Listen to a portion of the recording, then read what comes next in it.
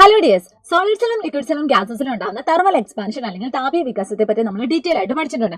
ഈ മുകളിൽ കൊടുത്തിരിക്കുന്ന ചിത്രവും ഈ ഒരു തെർമൽ എക്സ്പാൻഷൻ തമ്മിൽ എന്തെങ്കിലും ഒരു ബന്ധമുണ്ടോ? നമുക്ക് നോക്കിയാലോ. മുകളിൽ എന്താ മക്കൾ കാണുന്നത്? ലൈൻ കമ്പിയാണ് അല്ലെ. ലൈൻ കമ്പി എന്ന് പറയുന്നത് എന്താണ്? സോളിഡ് ആണ്. ഈ സോളിഡ് സബ്സ്റ്റൻസിൽ നമുക്കറിയാം ഹീറ്റ് പ്രൊവൈഡ് ചെയ്യുന്ന സമയത്ത് അത് എക്സ്പാൻഡ് ചെയ്യുകയും ഹീറ്റ് റെഡ്യൂസ് ചെയ്യുന്ന സമയത്ത്, അതായത് കൂൾ ആവുന്ന സമയത്ത് അത് കംപ്രസ് ചെയ്യുകയും ചെയ്യുന്നുണ്ട്. അപ്പൊ ഇവിടെ നിങ്ങൾക്ക് നോക്കിയാൽ അറിയാം, നമ്മുടെ ലൈൻ കമ്പി തന്നെ ഹോട്ട് ഡേ എന്ന് പറയുമ്പോൾ സാധാരണ സമ്മർ സീസണിൽ എന്താണ് കൂടുതൽ ചൂട് കിട്ടുകയാണ്.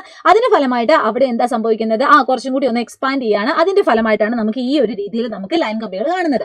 ഇനി അതേസമയം വിന്റർ സീസൺ അല്ലെങ്കിൽ കോൾഡ് ഡേയിൽ എന്താ സംഭവിക്കുന്നത്? അത് കുറച്ചും കൂടി ഒന്ന് കോൺട്രാസ്റ്റ് ചെയ്യുവാണ്, കുറച്ചും കൂടി ഒന്ന് കംപ്രസ് ചെയ്യാണ് അല്ലെ. അപ്പൊ അതിന്റെ ഫലമായിട്ട് നമുക്ക് ഇതുപോലെ ടൈറ്റ് ആയിട്ട് കാണാൻ പറ്റും. ഇതിന് സമാനമായ വേറൊരു സിറ്റുവേഷൻ ആണ് ഈ റെയിൽവേ ലൈൻ ഒക്കെ നോക്കുന്ന സമയത്ത് അവിടെ നിങ്ങൾക്ക് ഇതുപോലെ ഒരു ചെറിയ വിള്ളൽ കാണാൻ വേണ്ടി പറ്റും, ഒരു ഗ്യാപ്പ് കാണാൻ വേണ്ടി പറ്റും.